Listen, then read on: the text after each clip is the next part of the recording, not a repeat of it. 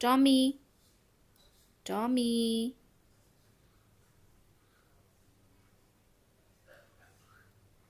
এই যে তোমার জন্য খাবার।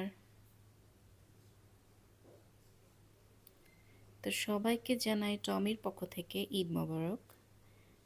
এই যে টমি তো ঈদের খাবার পেয়ে খুব হ্যাপি।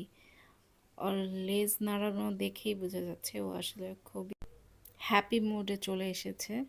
এই যে খুব ভক্তি দেখাচ্ছে, খাবার দেখে মানে খুব ভক্তি দেখাচ্ছে।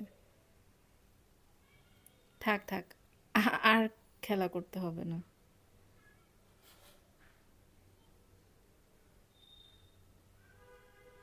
এই যে হচ্ছে ওর খাবার। একটু পরে ভাত দিয়ে মাখানো হবে, শুধু এটা দেওয়াই শেষ না, ভাত দিয়েও মাখিয়ে দেওয়া হয়েছে।